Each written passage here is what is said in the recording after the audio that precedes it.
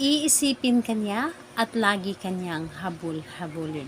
Hello mga guys, kumusta kayo? Panibagong araw, panibagong video na naman tayo. And sa araw na ito, isa na namang video ang aking tuturo sa inyo na simpleng gabay o simpleng pamamaraan na makakatulong sa atin. At bago ang lahat, gusto ko lang mag-disclaimer sa mga taong hindi naniniwala at hindi gusto ang mga ganitong video. Please skip this video and maghanap kayo ng videos na gustong-gusto nyo dahil ang video na ito ay para lamang ito sa mga taong naniniwala and gusto mag-try. Sa lahat po ng mga nagko-comment dito sa aking video, dito sa loob ng aking channel, mag-ingat sa lahat ng mga nagre-reply sa inyo na dinadala kayo sa kanilang WhatsApp name mo up upang makaiwas po tayo sa scam.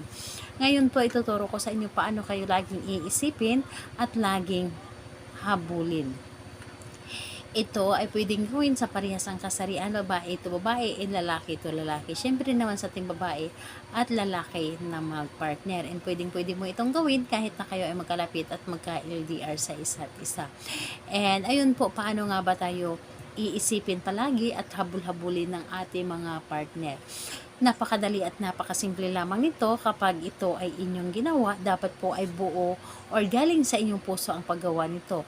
Dahil lahat naman tayo ay gugustuhin na tayo lamang ang nilalaman ng ating or tayo lamang ang nilalaman ng isip ng ating partner, lalo na kapag tayo ay malayo sa kanya, lalo na kapag tayo ay sobrang siloso at silosa. Siyempre gagawin natin ang lahat para tayo lamang ang nilalaman ng kanyang isip at hindi niya magawa na lukuhin tayo or tayo lang talaga ang mamahalin sa habang buhay. So, ito ay isa din sa aking mga ginagawa sa aking partner. Kaya naman, yung partner ko ay hindi magtagal sa labas. Halimbawa na lamang ay may pupuntahan siya sa labas or may bibilhin lamang, pero yung isip niya ay nasa akin pa rin. Yung tipong kahit alam niya na uuwi din naman siya pagkatapos, pero pagkadating niya doon ay laging naka-update kung ano na yung ginawa niya or ano yung binibili niya or ano yung napuntahan niya doon. So yung tipong hindi ka mawala sa kanyang isip. So dito po is kailangan mo lamang dito maghanda ng larawan. Sa larawan niya, pwedeng nasa cellphone or tulad po nito. So, kapag ready na yung larawan niya, kailangan mo lamang talaga ihanda ang inyong sarili. Ihanda mo ang iyong sarili, kailangan na buo ang iyong loob sa paggawa nito, naniniwala ka talaga dahil yun po ang pinakakailanganin natin kapag gumawa tayo ng mga ganito. So, kapag ready ka na, pwede mo na itong umpisahan. So, ganito po ang aking ginagawa para sa aking partner kapag ito ay umalis sa bahay.